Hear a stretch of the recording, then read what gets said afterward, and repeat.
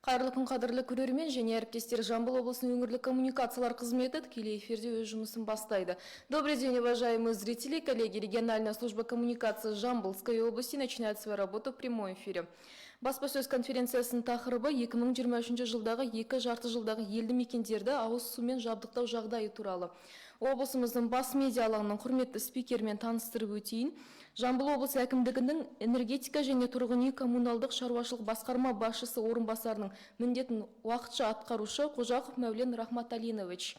Құрметті Мәулен мырза, алаңызға қош келдіңіз. Ендігі сөз тізгіні өзіңізде. Мархабат. Қайырлы күн, құрметті әріптестер. Рахмет Ағарика ханым. Ал өз баяндама кірісетін болсам, бүгінгі күнде тұрғындарды сапалы ауыз сумен қамту тек қана біздің өңірдің ғана басты мәселе емес. Бұл мәселе республикалық деңгейде қарастырылуда. Атап айтатын болсақ, барлықтарыңызге белгілі, мемлекет басшысының 2025 жылға дейін республикалық деңгейде барлық қалалар мен ауылдық елді мекендерді 100% табиғи таза ауыз сумен қамту тапсырмасы берілген болатын. Аталған тапсырма аясында облыс деңгейінде шара жоспары бекітіліп, шара жоспары аясында ауқымды жұмыстар атқарылуда. Атап айтатын болсақ, 2023 жылы облыс тұрғындарын сапалы ауыз сумен жабдықтау саласында жалпы 13,6 миллиард теңге бөлініп, 54 жобаны іске асыру жұмыстары басталған болатын. Осы 54 жобаның 34 жобасы 2023 аяқталған болса, 20 жобасы биылғы 2024 жылға өтпелі болып тұр. Атқарылған жұмыстардың нәтижесінде 2020 жылдың қорытындысымен су жабдықтау қызметтеріне қол жеткізу көрсеткіші халық санымен алғанда қалаларда 97,5%, яғни 513 мыңнан астам адам, ауылдық 313 елді мекендерде 94,9%, яғни 655 мыңнан астам адамды құрады. Облыста сапалы ауыз сумен қамтамасыз етілген бүгінгі таңда 54 ауылдық елді мекен және Тараз қаласы мен Шу қалаларындағы 10 алқап қалып отыр. Осы 54 елді мекен, 37 елді мекенде жаңа құрылыс жұмыстарын іске асыру арқылы ауыз сумен қамту жоспарланса, 17 елді мекенде халық саны аз болуына байланысты суды тазартудың кешенді блок модульдерін орнату көзделуде. Ағымдағы жылы 2024 жылы облыс тұрғындарын сапалы ауыз сумен қамтамасыз ету үшін республикалық және жергілікті бюджеттен 43 жобаға 21,7 миллиард теңге бөлінген. Осы қаражаттарды игеру арқасында 26 елді мекенді және қалалардағы 5 тұрғын алқапты ауыз сумен қамту көзделуде. Осы жұмыстардың іске асырылу нәтижесінде жыл соңына дейін сумен жабдықтау қызметтеріне қол жеткізу көрсеткішін халық санымен алғанда қалаларда 98,8%, яғни 521 мың адам, ауылдық елді мекендерде 96,9%, яғни 667 мың адамға жеткізу жоспарланып отыр. Бұдан бөлек бізде 2024 жылғы республикалық бюджеттің бірінші нақтылауына жалпы құны 17,8 миллиард теңгені құрайтын 30 жоба қаржыландыруға ұсынылды. Аталған жобалар іске асырылған кезде қосымша 19 елді мекен сумен қамтылатын болады.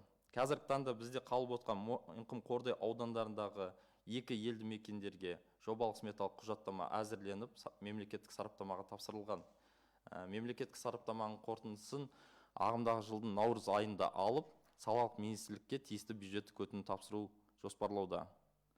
Жоғарында аталған жұмыстардың бәрі толыққанды жағдайда жүзеге асырылған соң, облысымыздағы барлық қалалар мен ауылдық елді мекендерді толықтай таза ауыз су сапалы қамтамасыз ету жоспарлауда. Бүгінгі таңда 35 жаңа жоба бойынша құрылыс жұмыстарын іске асыратын мердігер мен техникалық қадағалаушыны анықтау мақсатында мемлекеттік сатып алу рәсімдері жүргізілуде. Осы шара жоспары аясында жұмыстар толыққанды тұрақты түрде қатаң бақылауда. Назарларыңызға рахмет, баяндама аяқталды. Баяндамаңызға рахмет. Құрметті әріптестер, тақырыпқа сай қояр сауалдарыңыз болса, мархабат. Әріптестер?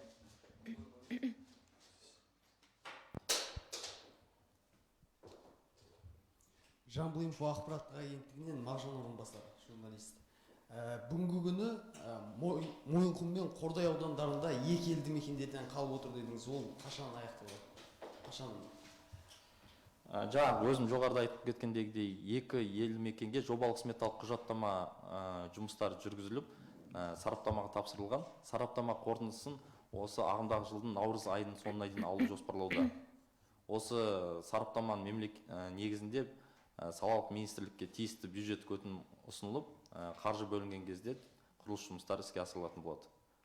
Біздің жаңағы жоғарыда айтып кеткендегідей мемлекет басшысының тапсырмасына сәйкес 2025 жылдың соңына дейін барлық өңірлерді, қала мен ауылдық елді мекендерді ауыз сумен қамту жоспарланған.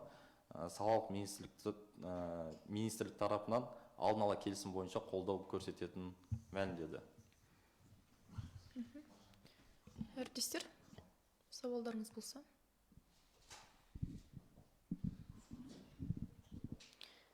Әріптестер, микрофон беріп жүрсек. Жалғас орынбасар, осы жергілікті Жамбыл каналының журналисті боламын. Бірінші сауал, мынау қазіргі таңда қаланың кейбір өңірлерінде әлі ауыз су кірмеген. Оның бірі мынау қазір Шөлдала жақтағы Қызылабад секілді ауылдар, қазір аудандарға қаланың су кіреді дегенде бір 2-3 жылдай болды. Халыққа қазірге өте ұзақ күтіп жүр. Бұл мысалы қаланың ішінде болып, ауылдар қойғанда енді қаланың іші толықтай ауыз сумен қамтамасыз етілмеген. Бұл қашан жоспарланып отыр? Сұрағыңызға рахмет. Жаңа өзім баяндама айтып кеткендегідей, ағымдағы жылы 43 жобаға 21,7 миллиард бөлінді. Сол 21,7 миллиардтың ішінде қалалардан Шу және Тараз қаласындағы 5 алқапты қамту үшін тиісті қаржы бөлінген. Атап айтатын болсақ, Тараз қаласында 4 алқап.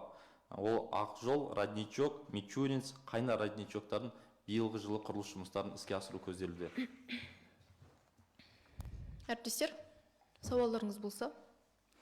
Әріптестер, қосымша сауалдарыңыз болмаса, біз баспасөз конференциясын тәмамдаймыз. Құрметті Мәулен мырза, алаңызға келіп, тақырып аясында толық ақпарат бергеніңіз үшін алғысымызды білдіреміз. Құрметті көрермен, тақырыпқа сай туындаған сауалдарыңыз болса, Жамбыл облысы өңірлік коммуникациялар қызметінің әлеуметтік желіде ресми парақшаларына немесе WhatsApp желісіне жолдасаңыздар болады. Аман сау болыңыздар.